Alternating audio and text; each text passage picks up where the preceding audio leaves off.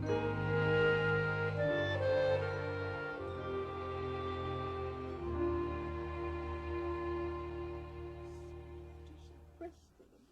what you are. Precious little bundle. Mother's little precious bundle. I don't know when you and Jean gonna give this precious little bundle a name. You tell him you don't want to be going through life being known as baby girl Redland, do you, sweetheart? Oh, Jean promised we'd decide tonight. Oh, I heard that before. No. He really promised this time. Well, I heard that before, too. Well, honey, don't you worry yourself a minute, honey, because there are some sensible folks in this family. Hey, look who I found. Hi. Oh, let me see this baby. You come to see us all? Well, sort of. Actually, I just had to come here and share some good news with you. I just came from seeing my father, and you're not going to believe this, but he actually apologized for everything he did with Eric. That's Can you believe it? great. No, I don't believe it. Oh, my God. That's a wonderful thing.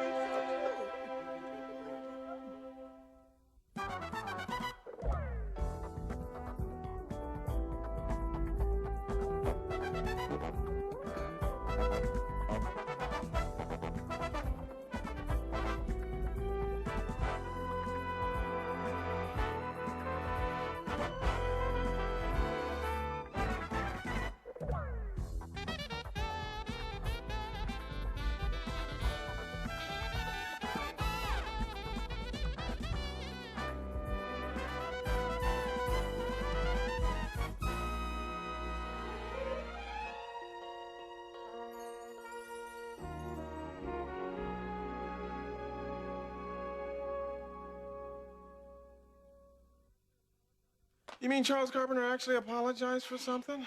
Well, maybe there's a God after all, Ma. Oh, Jean, don't be ugly. Well, tell us, sweetheart. Okay, well, first of all, I have to admit that I was hoping that Daddy would soften a little when I offered to let him visit with Eric. But I never could have expected what I got. He actually said that he never should have started the lawsuit, and he just went on and on about how he really wanted things to be different with us. It was incredible. Oh, that's Maybe a little too incredible. That sounds a bit too good to be true to me. No, Jean, you would have had to have seen him, and you could have known, like me, that he really was telling the truth. Well, now, I think it's wonderful. Thank you. Still, you ought to be a little careful. Give him a little bit just at first, till you see whether or not he can be trusted. Okay, I'll buy that. maybe a leopard can change his spots. That leopard's gonna have to go to the dentist and get all the teeth pulled before I get anywhere near him. Beautiful. Baby. May I? Please. I'd like to start with the day before the murder. Miss Phillips? Unless I'm violating some obscure point of the law, I'd prefer to stand. No, that's quite right. You stated that the day before the murder, the day before your mother was shot, you had to be out of town on business. What was the nature of that business? You did understand the question, Miss Phillips. Yes, I'm trying to remember. Maybe I can help to refresh your memory.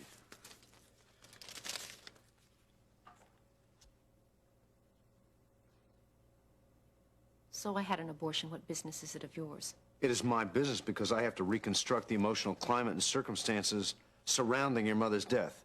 Now, your abortion may have some significance, especially since you chose not to tell me about it since last we talked.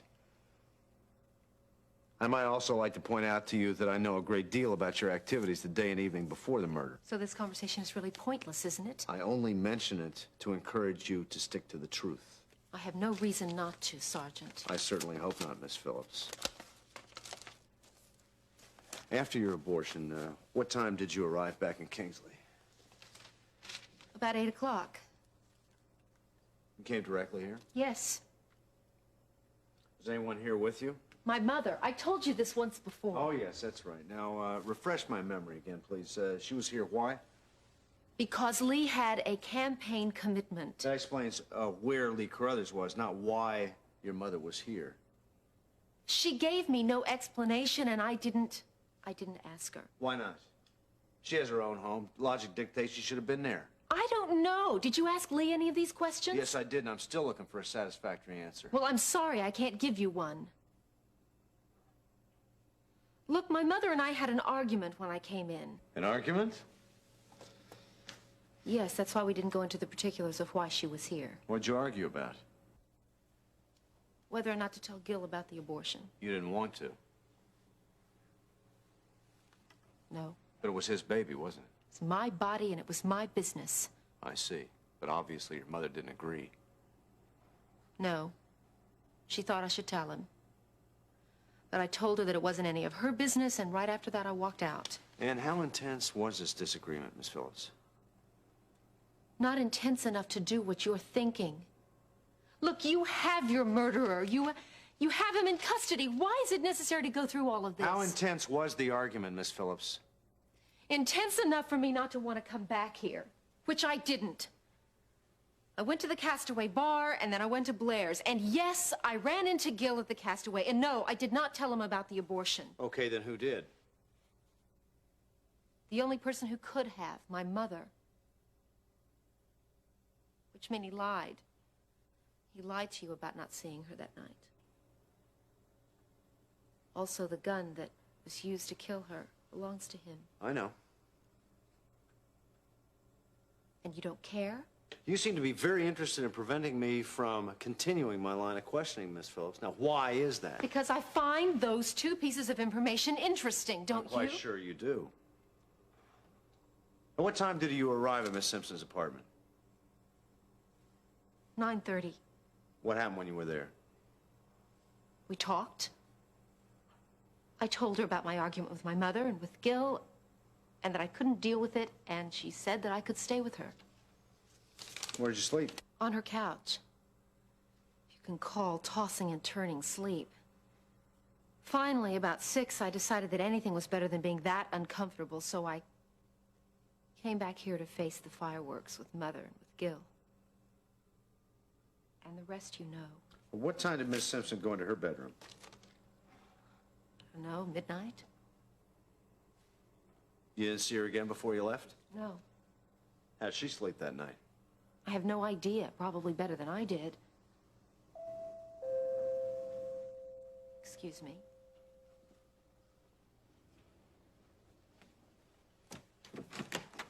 Amber, I am sorry to barge in like this, but I was just talking with the sergeant. Hello again, Miss Simpson. Sergeant Brubaker? Does my story check out with hers?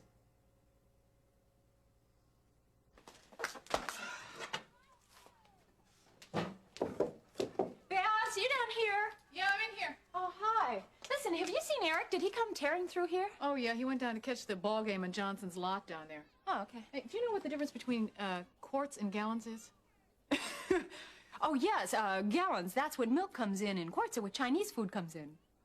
Brother, we're in more trouble than I thought. You'd think after all this time of working around the kitchen here with Ione that we would have picked up a little more. Well, I always just pretend I know what I'm doing. Huh, yeah, me too. But guess what? What? We get to pretend that our version of spaghetti is edible. Oh, fine. Okay, how hard can that be? Don't say that. You're inviting disaster. No disaster. That's silly. Now, Babs, I will start with a salad. There we go. Does this look like 26 quarts to you? Yeah, why not? So, where have you been? Well, among other places, I went to see my father. You what? Yeah, listen, Babs, it really was great. We began working out a schedule where he's going to be able to see Eric on a regular basis. Look, Miriam, do yourself a favor and just drive by and let them wave at each other a couple of times a month. Babs, you don't understand. My father actually apologized for everything he did. Are you sure you're talking about the same Charles Carpenter? I know. I could hardly believe it myself, but he really did seem sincere. I don't know, Miriam. It sounds fishy to me. I wouldn't trust him if I were you. Don't worry. I'll be careful. Yeah, but with your father, that's not always enough.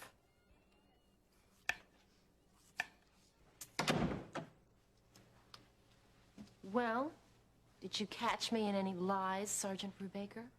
I told you that I knew a great deal about your evening. Why drag my friends into this? Why drag people who don't have anything to do with this? You make it sound like I should apologize for doing my job. Miss Simpson, I'm glad you're here. Question I meant to ask you before. The night Miss Phillips spent on your couch, did you hear her leave? No, What time did you get up that morning? 6:30. My alarm's always set for then. That's when I run. Do you have any problems sleeping? No? Didn't wake up at all? No? Okay. Thank you. Thank you, Miss Phillips. We'll continue this conversation later.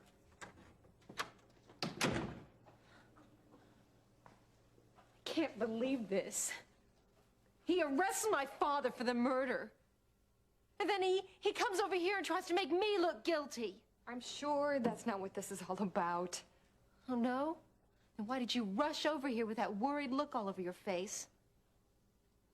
Next, he'll probably decide that I slipped out of your apartment, killed my mother, and then came back and pretended to find her. Well, you could have. I mean, that it's possible. He's just trying to reconstruct all the possibilities, that's all. You don't believe that, do you, Oh, Blair? Amber, stop it. No, of course I don't. He's just got you a little spooked.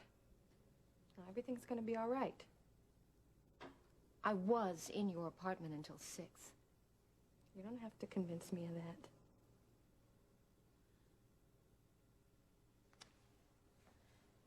What a mess all of this is. My mother is dead, and instead of being allowed to grieve for her, I have to play games with policemen. Thanks. Amber, do you really think your father did it? I know he did it.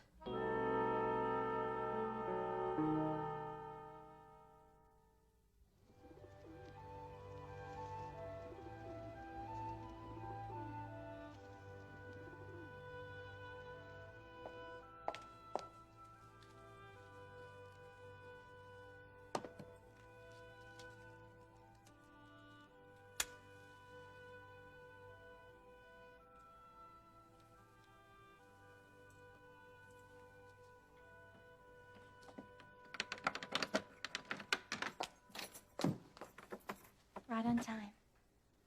For what?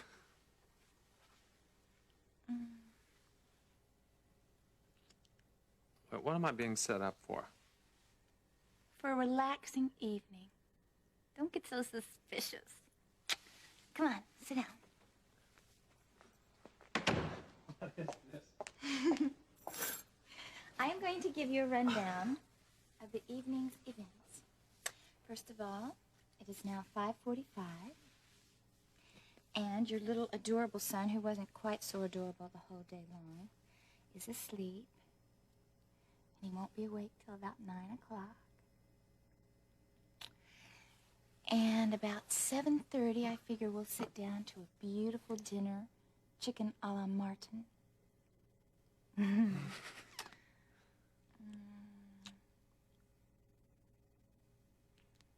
But in the meanwhile, I've got this for you. Wonderful juice. And hors d'oeuvres. But don't eat a whole bunch of them. Because I think in the next hour and 45 minutes, we might could think of something to do besides eat hors d'oeuvres and drink juice. You know, just once I'd like to come home and do something different. You're impossible. Hey. Thank you. So how's the clinic today? It didn't go so well. Even when Dave is there, we're barely staffed. Yeah. Like? Not bad. Good. So I'll tell you what, why don't you ask Alex or one of the other doctors to come help you? I really hate to do that. They don't have the time. Okay, so I will pray for a lull in all the action. Why don't you pray for no more patients, period? Because then you come home bored every night. I already come home bored every night. Ben. Lori, I had a frightening thought today. Frightening because I think it's true. I really don't know if I want to practice medicine anymore. Did you have any idea it would expand like this? Well, it looked very little when we put it in. Oh, brother. Don't tell Ione. If you don't tell her about what happened with the meatballs, Deal. So, what do you think? Should we try to clean up first or eat first? At this point, neither one. Oh, gee, what about Eric? Oh, yeah, he's gonna be awfully hungry. I'll tell you what, we'll bring him in from outside and have him look at this, and that'll probably change his mind. Well, you know, I always could run down to the Burger Bungalow and pick us up a few Super Deluxes along with the salad. That's a good idea. A very good idea. Hey, did I tell you that I ran into Terry Davidson a little earlier? No. Yeah, guess who's being released from the hospital tomorrow? Nancy. Yep.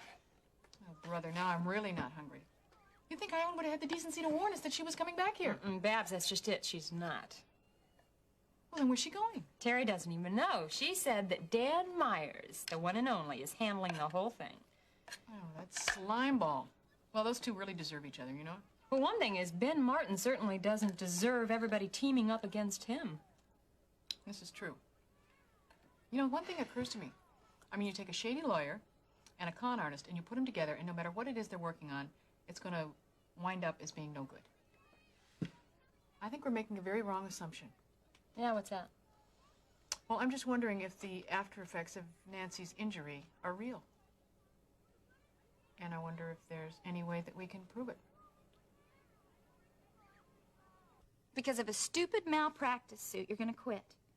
Ben, medicine is all you've ever wanted to do. In spite of the lawsuit, for a long time now, I've been trying to convince myself it's something that I still want to do. I really can't pretend anymore. It has just become drudgery. Every morning when I go into that clinic, there's a line of people that have been sitting there waiting an hour, and every time I come out of an examining room, there's more of them, and more, and more, and every single one of them has the same problem. Every single one of them has the same complaint. Loy, I am a surgeon. I am wasting my time down there. Yeah. You're like the little boy who didn't get his way, and so he took his ball and he went home. It's your pride, Ben. It's your pride because you can't pick up a scalpel and be king of the hospital. And I'm going to tell you something. God has a purpose for you, and he wants you to stand up and fight. And your weapons are your skill as a physician. And your battlefield is the Chesterfield Free Clinic. And so are you going to tell me that he's wrong? No, I'm just trying to tell you that maybe he has something else in mind for me. Well, I wish he'd tell me. And he better do it fast, because I'll tell you something. You're going to have a heck of a fight on your hands. Great. You woke up Scott. Yeah, well, you've done a lot more than that.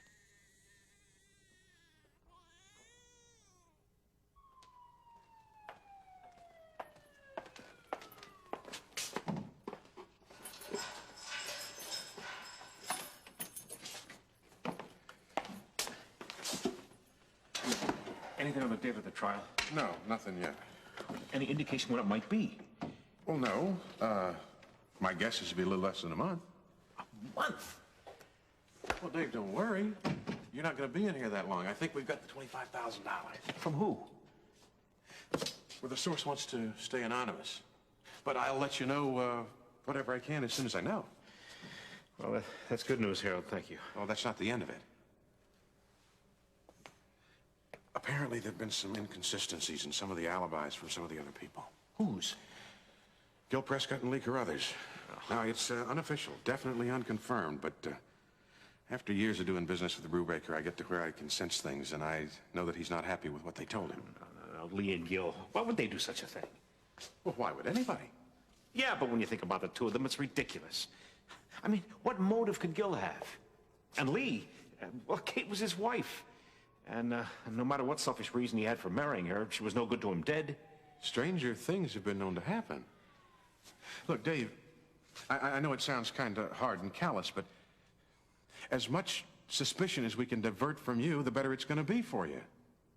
I'm going to do everything I can to encourage Brubaker to look at them and anybody else that might be a legitimate suspect. No, but if they're innocent... You're innocent. Look, it's my job to do everything I can to get you out of this jail. Now, don't worry, I'm not going to go pointing fingers needlessly, but I'm going to start my own investigation. We're going to find out what went on that night.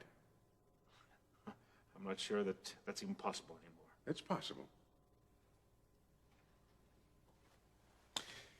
Had any other visitors? Just Terry. Have you heard anything from Stacy? No, nothing. You haven't seen her, have you? No.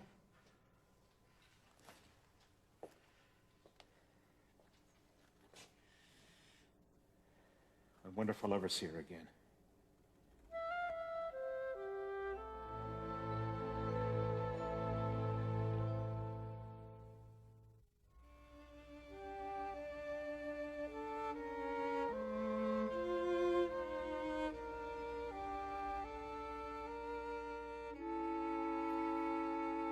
Even before all this happened, things weren't too well between Stacy and me. She was angry with me for the part I played in getting Gil and Amber back together again. Now that she thinks I killed her mother. The woman that you loved. Don't you think that Stacy can see that? Then where is she? I failed at the one thing I wanted more than anything else. To have my family reunited. I couldn't have planned to have things happen this badly. Yes, I know you have another appointment. Go ahead. No, it's nothing that can't wait. No, I'm fine. No, look, I don't mind. I'll be fine, believe me. Guard! Look, you know, you've got an awful lot of good people who believe in you. I mean, Jean and Ione and Ben and Lori, Terry Davidson. Pretty impressive list. Yes, I know it is. Thanks for coming by.